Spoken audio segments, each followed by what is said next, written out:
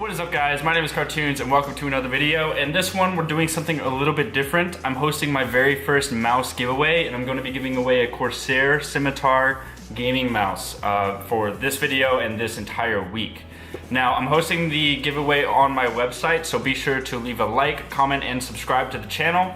And then you will head over to cartoons.tv, the website, and follow the further instructions to be fully entered into the giveaway. So let's go ahead and jump into the Demon Hunter tutorial. Alright guys, so even though it's 1:30 in the morning and I'm pretty tired, I felt very compelled to make this video for you guys and show you a little bit about the Demon Hunter class, since I know that it's obviously very new in Legion. And I wanted to make, an overview of kind of how the damage works in the current state for Alpha, right? So with that being said, this is the spec that I'm using. It's kind of been shifted around in the last few weeks. Just the talents itself has been changed with the patches and the new builds. But what I'm running is Demonic Appetite, and this is more for survivability and practical survivability, right? Because this allows you to self-heal with your soul fragments. And I can test with Blind Fury on the second try with Metamorphosis, but what I'm going to do right now is Demonic Appetite, Fell Eruption, which does a pretty solid amount of damage and stuns people, Fell Blade, which does more damage than Demon's Bite and also dashes to the target, Soul Rending, which gives you 100% leech. This is what I always use in most PvP situations. Nemesis, which is a new talent that I'm taking, as opposed to Bloodlet and Momentum, which I don't think is as valuable as 10% static increased damage, which is pretty good.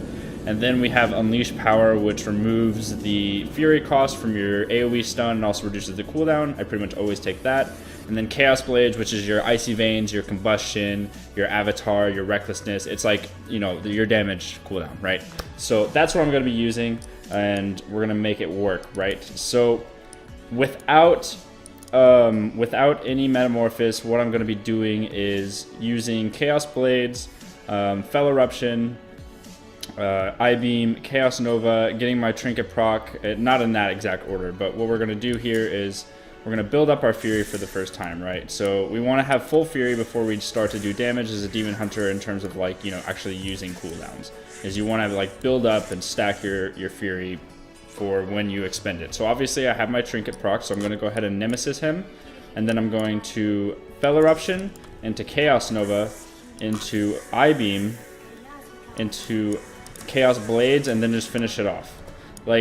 With all that damage, you really do a lot of damage, especially in PvP, which is kind of what the Demon Hunter class is supposed to be about. But if we look at the combat log, as you can see, I-Beam does a pretty crazy amount of damage, but it's supposed to, because it's a channeled ability that can be stopped with stuns or CC, not interrupts, but it does it does the job that it's looking for. It does a static 600,000 damage, 45-second cooldown, and it's best to cover this with a stun. So that's the main thing that I wanted to get out of this video, is to show you guys that you kind of want to work with all of your short cooldown rotations in a way that has the target stunned, and then you use your channeled ability, obviously, to make it all happen. Now, what's crazy is that you can do this even better. So Chaos Blades is a 2-minute cooldown, but Metamorphosis is a 4-minute cooldown at level 100 or 110. And for the second take, what I'm going to be doing is incorporating Metamorphosis into the the build and Blind Fury to show you just how much damage it really can do. And just in a 1-versus-1 situation where this guy's just standing there, taking the damage. Obviously, if you get somebody in a stun, if you get somebody into a Fell Eruption first and then a Chaos Nova afterwards and get a full I-Beam off on them, they're likely to die, just from my experience of dueling people throughout the alpha. But what's really crazy is in Arena, if you're able to get this off, you're probably going to kill somebody. And I would imagine that the damage might be tuned down, but again, there's 3 people on the enemy team.